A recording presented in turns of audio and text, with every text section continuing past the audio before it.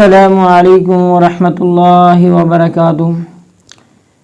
अल्हम्दुलिल्लाहि वहदा वस्सलातु वस्सलामु अला सय्यिदिल अंबियाइ व अशरफिल मुरसलीन, अम्मा बाद। या अय्युहल्लज़ीना आमनू कुतिबा अलैकुमुस्सियाम कमा कुतिबा अलल्लज़ीना मिन क़ब्लिकुम लअल्लकुम तत्तकून। रमज़ान सियालकोट 24 के प्रोग्राम में मैं हूं अब्दुल सत्तार मोहम्मदी सियालकोट 24 पर। आज के इस प्रोग्राम के अंदर हम रमज़ानुल मुबारक की फ़जीलत के हवाले से बात करेंगे। नाज़रीन, जो आया करीमा मैंने आपके सामने तिलावत की है, ये सूरतुल बक़रा के अंदर आती है। अल्लाह सुब्हानहु व तआला अहले ईमान से फरमाते हैं कि ए ईमान वालो, तुम पर रमज़ान के रोज़ों को लिख दिया गया है जैसे तुमसे पहले जो लोग थे उन पर लिखा गया था, ताकि तुम परहेज़गार बन जाओ। तो रमज़ानुल मुबारक की एक बड़ी फ़जीलत ये है कि इसमें रमज़ानुल मुबारक के अंदर रोज़े फ़र्ज़ किए गए हैं। रमज़ानुल मुबारक का महीना कितनी अज़मत वाला है। सलफ़ सालिहीन के बारे में आता है कि जब रमज़ानुल मुबारक के आमद में 6 महीने बाकी होते थे तो वो दुआ करना शुरू कर देते थे कि या अल्लाह, हमें रमज़ानुल मुबारक का महीना नसीब कर देना।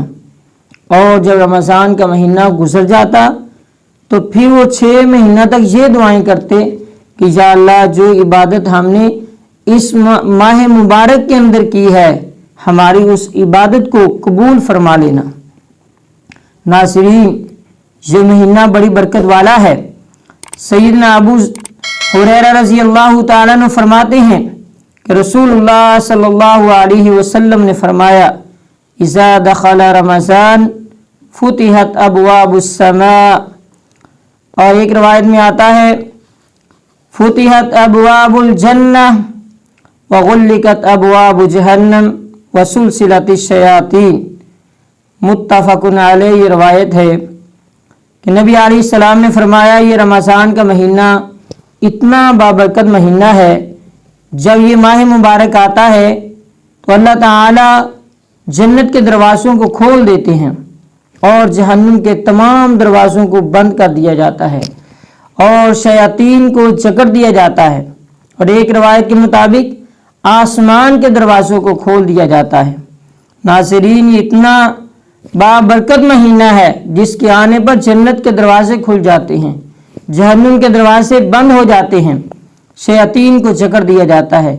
यहाँ पर मैं एक बात ज़िम्नन करना चाहता हूँ कि शयातीन को जकड़ दिया जाता है, इस हवाले से हमारे मुआशरे के अंदर काफ़ी कन्फ्यूजन पाई जाती है कि इंसान अगर शैतान को जकड़ भी दिया जाता है तो इंसान गुनाह क्यों करता है।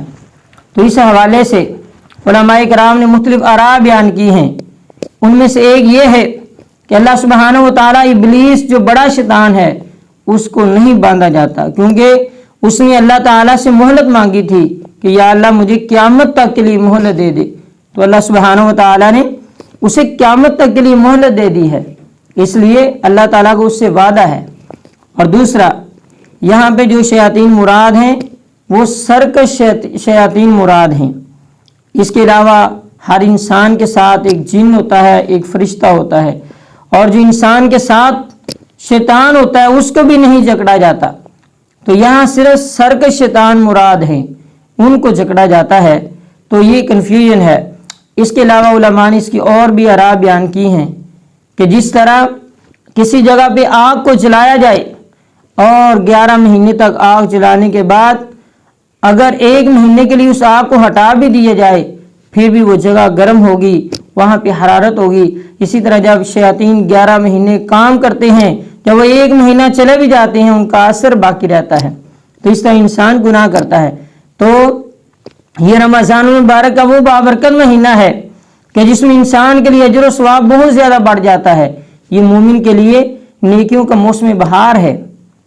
यहाँ पे नबी अलैहिस्सलाम ने फरमाया कि जब रमज़ानुल मुबारक का یہ بابرکت مہینہ آتا ہے تو اللہ تعالیٰ انسان کے نیک اعمال کے اجر و ثواب کو بڑھا دیتے ہیں۔